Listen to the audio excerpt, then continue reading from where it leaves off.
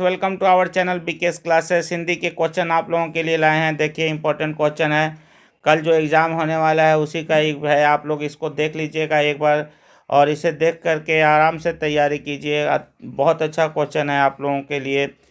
अब maximum question इस set से आ सकते हैं, तो आप 100 क्वेश्चन है आप लोगों के लिए। 10 मिनट अपना टाइम दीजिए और इसे पढ़ लीजिए एक बार ज़रूर, और अपने दोस्तों के साथ भी शेयर कीजिए।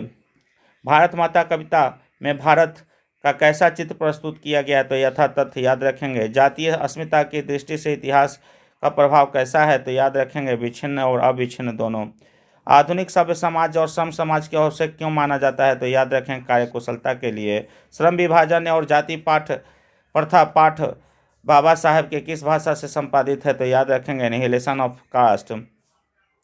ऐसे ही लड़के आगे चलकर गुंडे चोर और डाकू बनते हैं, यह पंक्ति कहानी किस पात्र से लिया गया है, सेन साहब के द्वारा है। याद रखेंगे किस अध्ययन के क्षेत्र में भारत के कारण नवजीवन का संचार हो चुका है, तो याद रखेंगे विधि शास्त्र। लिखल है अगला क्वेश्चन है, मगम्बा की बहू का क्या नाम था, तो रगम्बा याद रखेंगे। फिर ढहते विश्वास कहानी के लेखक कौन है, तो राजेंद्र प्रसाद मिश्र हैं। आगे देखेंगे माँ कहानी किस लेखक द्वारा रचित है, तो ईश्वर पटलीकर हैं। फिर मंगू की माँ कितनी संतानें थी, मंगू की माँ की कितनी संतानें थी, तो याद रखेंगे 4 संतानें थी। नगर कहानी किस भाषा से अनुवादित है, तो याद रखेंगे भाषा है तमिल। अगला क्वेश्चन जो है, प्रजापति की उम्र क्या थी, तो 12 वर्ष थी, याद रखेंगे। धरती कब तक डूबेगी कहानी के लेखक किसके द्वारा अनुवादित है, तो लिखेंगे सावरदैया द्वारा। अगला क्वेश्चन जो है, श्रम विभाजन और जाति प्रथा के लेखक कौन है, तो याद रखेंगे भीमराव अंबेडकर हैं। नेक्स्ट क्वेश्चन है, एक वृक्ष की हत्या कविता किस काव्य संग्रह से संकलित है, तो याद रखेंगे दीपशिखा और ग्रम में दोनों से है, यानी इसका आंसर जो होगा दोनों होगा। गरीबी बस्ती में क्या हुआ, तो याद रखेंगे धर्म की देवी का जागरण हुआ, धर्मा के देवी के जागरण हुआ। फिर सृष्टि के विकास थमा का प्रथम अक्षर क्या है, तो याद रखेंगे विफलता एवं झलके आंसू। लौटकर आऊँगा फिर कविता किस द्वारा भावतरित है, तो याद रखेंगे प्रयाग शुक्ल द्वारा। मेरे बिना तुम प्रभु किस भाषा से याद है, तो जर्मन है, रहना जर्मन भाषा से है। दही वाला मगम्मा कहानी के लेखक कौन है, तो श्रीनिवास हैं। आगे जो क्वेश्चन है, भारतीय संविधान के निर्मित महत्वपूर्ण भूमिका किसकी है, तो याद रखेंगे भीमराव अंबेडकर की है। सभ्य समाज की आवश्यकता क्या है, तो याद रखेंगे श्रम विभाजन। विष की दांत कहानी के रचयिता कौन है, तो याद रखेंगे नलिन बिलोचन शर्मा। खोखा के दूसरा नाम क्या है, तो खोखा का दूसरा नाम जो है कासू है। अगला देखेंगे मदन किसका पुत्र था, तो याद रखेंगे मदन गिरधर का पुत्र था। परवल कौन सा संज्ञा है, तो याद रखेंगे जातिवाचक संज्ञा है। कुर्ता कौन सी संज्ञा है, तो याद रखेंगे भाववाचक संज्ञा है। तोषक कौन सी संज्ञा है, तो तोषक याद रखेंगे कि जातिवाचक संज्ञा है। झाड़ू झंडू झुड्डू कौन सी संख्या है, तो देखना है झुंड जो है समूहवाचक संख्या है। जानबे करते हैं ग्रुप, झुंड का मतलब ग्रुप कौन सा संख्या होता है, तो कलेक्टिव नाउन यानी समूहवाचक संज्ञा है। गंगा कौन सी संज्ञा है, तो याद रखेंगे व्यक्तिवाचक संज्ञा है। जमशेदपुर कौन सी संज्ञा है, तो याद रखेंगे व्यक्तिवाचक संज्ञा है। यथासंभव कौन सा समास है, तो यथासंभव जो है अविभावक समास है।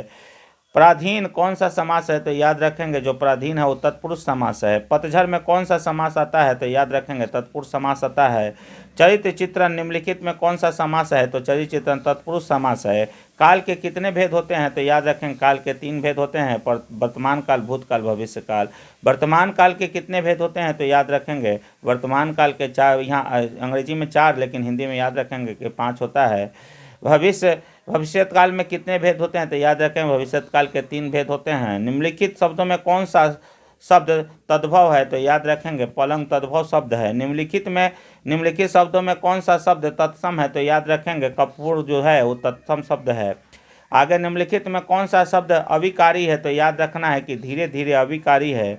आग को आप किस अंतर्गत रखेंगे, तो आग को हम तद्भव समास के अंतर्गत रखेंगे, यानी तद्भव है। निम्नलिखित में शब्दों में कौन सा शब्द रूढ़ है, तो याद रखेंगे देश जो है रूढ़ शब्द है। निम्नलिखित में कौन सा शब्द योग रूढ़ है, तो याद रखेंगे कि जलज चंद्रशेखर योग रूढ़ शब्द है। आगे निम्नलिखित शब्दों में कौन सा शब्द विदेशज है, तो याद रखेंगे कि विदेशज शब्द जो है वो चाकू है।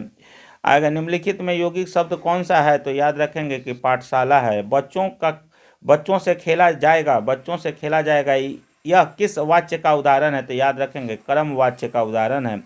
अनादि में कौन सा समास है? तो याद रखेंगे नव्य समास है। लिखेंगे मनोरथ का संधि विच्छेद क्या होगा? तो याद रखेंगे कि मनोरथ का संधि मन प्लस रथ होगा। नाविक में किन किन वर्गों का यानी वर्णों का मेल होगा? यहाँ याद रखेंगे वर्ण होगा, वर्णों का मेल होगा। किन किन वर्णों का मेल होगा? तो याद रखेंगे कि मेल की संधि है तो याद औ और ई वर्ण के मेल से ही बना है। शुद्ध वाक्य क्या है? तो याद रखेंगे आज की तीखी खबर। याद रखेंगे आज की ताज़ा खबर होगा। ये सब जो है ये सब खत्म है, ये सब गलत है। तो आज का जो ताज़ा खबर है वही सही है। नेक्स्ट है जन्म से ही पागल है। तो जन्म से ही पागल है कौन? तो मंगू। भारत में बेरोजगारी का मुख्य कारण क्या है? तो याद रखेंगे जाति प्रथा, दहेज प्रथा, अशिक्षा। तो याद रखेंगे ऐसे तो ऑप्शन इसका कहाँ होना चाहिए? अशिक्षा होना चाहिए, लेकिन ऑप्शन में यहाँ पर ए है तो इसको गलती करिएगा। याद रखेंगे अशिक्षा है बेरोजगारी का मुख्य कारण। अगर शिक्षा भी है तो जाति प्रथा हो सकता है, लेकिन अशिक्षा है। याद रखेंगे सब पुराने अच्छे नहीं होते हैं, सब नए खराब नहीं होते हैं, यह युक्ति है। याद रखेंगे हजारी प्रसाद द्विवेदी की कहानी बताई गई पंक्ति है ये। निम्नलिखित में से विशेषण भेद नहीं है। तो याद रखेंगे प्रविशेषण, विशेषण का भेद नहीं है, बाकी सभी सब विशेषण हैं। पंडित बिरजू महाराज का जन्म, पंडित बिरजू महाराज का जन्म 1938 में हुआ था। क्वेश्चन जो है भैया नेक्स्ट क्वेश्चन जो है 56 के बाद देखिए यहाँ 57 नंबर क्वेश्चन आगे देखिए। तत्पुरुष समास का उदाहरण नहीं है। तो याद रखेंगे चौराहा जो है तत्पुरुष समास का उदाहरण नहीं है। शुद्ध शब्द कौन सा है? तो अभिलाषा शुद्ध शब्द है। यहाँ से ये फ्रांस की प्रमुख कला केंद्र कौन सा है? तो याद रखेंगे एफिल टावर और एवेन्यू दोनों है, तो इसलिए उसका ऑप्शन सी होगा। अशुद्ध शब्द है इसमें से याद रखेंगे, कह रहा है कि अशुद्ध शब्द है तो अशुद्ध शब्द जो होगा याद रखेंगे श्रृंगार है, क्योंकि अशुद्ध ऐसे श्रृंगार नहीं लिखा जाता है। श्रृंगार आप लोग भी जानते होंगे कि ऐसे लिखा जाता है। तो याद रखेंगे कि जो शुद्ध शब्द है यहाँ पर अशुद्ध शब्द है जो ई है, बाकी सब सही है। नेक्स्ट क्वेश्चन देखिए 61 नंबर। अंग्रेज का जन्म कब हुआ था? तो याद रखेंगे 1911 ईस्वी में हुआ था। दिनकर की किस कृति के लिए ज्ञानपीठ पुरस्कार दिया गया था? तो उर्वशी के लिए। वीवीआई क्वेश्चन है। नौबत खाने में इबादत की साहित्य में कौन सा विधा है? तो याद रखेंगे व्यक्ति चरित्र है। प्रेम धन अपना आदर्श किसे मानते हैं? तो प्रेमचंद होगा यहाँ पर, याद रखेंगे ये प्रेमचंद होगा। प्रेमचंद अपना आदर्श विवेकानंद को मानते हैं। आगे लिखेंगे इसमें लिखा हुआ है कि भारत माँ के श्रेष्ठ मुख में की तुलना कवि ने किससे की है? तो याद रखेंगे छायायुक्त चंद्र से। मिट्टी के अबोध मूर्तें कौन है? तो याद रखेंगे जनता। उसके बाद में लिखा है हिरोशिमा कविता किसका चित्रण करती है? तो आधुनिक सभ्यता एवं दुर्गता एवं मानवीय विभीषिका का उदाहरण प्रस्तुत करती है। तो नेक्स्ट जो क्वेश्चन है आगे देखेंगे बिस्मिल्लाह खां के साथ किस मुस्लिम पर्व का नाम जुड़ा है? तो याद रखेंगे मुहर्रम। महात्मा गांधी के अनुसार उदात्त एवं बढ़िया शिक्षा क्या है? तो ये लिखेंगे अहिंसक प्रतिरोध। वाणी कब विष के समान हो जाती है? तो याद रखेंगे राम नाम के बिना विष के समान हो जाती है। रसखान के रचना काल के समय किसका राज्यकाल था? तो याद रखेंगे जहांगीर का। कवि ने प्रजन्य किसे कहा? तो याद रखेंगे बादल को। साहित्य की परंपरा का पूर्ण ज्ञान किस व्यवस्था में संभव है? तो याद रखेंगे समाजवादी व्यवस्था में संभव है। पंडित बिरजू महाराज का जन्म याद रखेंगे कि कब हुआ था? तो ये 4 फरवरी 38 में है, या कहीं कहीं ये भी ऑप्शन में होगा। तो याद रखेंगे ऐसे करेक्ट जो ऑप्शन होगा वो 4 फरवरी 37 होगा, ध्यान रखना है। नेक्स्ट ऑप्शन है लाल मादोमोजेल का अभिनव किसे कृति है? तो याद रखेंगे बी पिकासो का। फिर लिखल है ला शत्रुंजय का धार्मिक उपयोग कब और कब तक होता रहा? तो याद रखेंगे 14वीं शताब्दी से फ्रेंच क्रांति तक। मछली कहानी में किस वर्ग का चित्रण हुआ है? तो याद रखेंगे निम्न मध्यवीय वर्ग का चित्रण हुआ है। बहादुर लेखक के घर में अचानक क्यों चला गया? तो याद रखेंगे कि स्वयं के प्रति लेखक तथा उसके घरवालों के व्यवहार आय में परिवर्तन के कारण वो चला गया। देखिए क्वेश्चन, सहजात वृत्ति किसके से कहते हैं? तो याद रखेंगे सहजात वृत्ति जो है वो अनजान स्मृतियों को कहा जाता है। नागरी लिपि के आरंभिक लेख में हमें कहाँ से मिलते हैं? तो याद रखेंगे दक्षिणी भारत से मिलते हैं। वेतमा दान पात्र किस समय का है? तो याद रखेंगे 1020 ईस्वी का है। देखिए पंडित बिरजू महाराज लखनऊ घराने के किस पीढ़ी के कलाकार हैं? तो याद रखेंगे 7वीं पीढ़ी के कलाकार है। सीता के बेटों ने सीता को कितने रुपए माहवारी खर्च देने का निर्णय किया? तो याद रखेंगे 50 रुपया। उत्तर भारत से नागरी लिपि के लेख कब से मिलते हैं? तो याद रखेंगे 8वीं सदी से मिलते हैं। प्लीज़ भाइयों जल्दी जल्दी अपने दोस्तों को शेयर करें और आप भी पढ़ें और याद रखें। बहादुर के कितने रुपए की चोरी का इल्ज़ाम लगाया गया था? तो याद रखेंगे 11 रुपए को चोरी का इल्ज़ाम लगाया गया था। बुढ़ापा में कौन सा समाज है? तो याद रहे इसमें प्रत्यय है, तो बुढ़ापा में जो प्रत्यय है वो है पाप प्रत्यय है।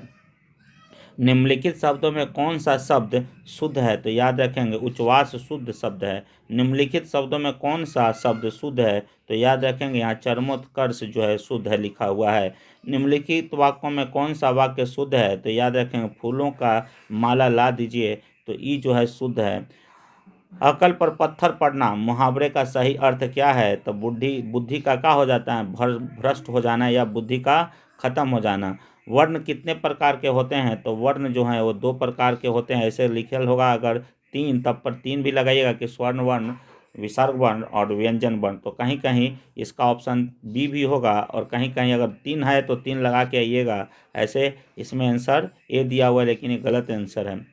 स्वर वर्णों की संख्या कितनी है? तो याद रखेंगे स्वर वर्णों की जो संख्या है वो 10 है। व्यंजन वर्णों की संख्या कितनी है? तो याद रखेंगे 33 है। क वर्ण का उच्चारण स्थान याद होना चाहिए कि सब जो वर्ण है कंठ से, कवर्ग कंठस्थ से होता है, आपको पता होगा। स वर्ण का उच्चारण स्थान देखिए इसको तलाबे से कहा जाता है, अर्थात इसका जो स्थान होगा तालु से होगा। च जो होगा च वर्ग किससे? तो याद रखेंगे ये भी तालु से है। जितना जो च वर्ग है वो सब तालु से होता है। म का उच्चारण स्थान का है?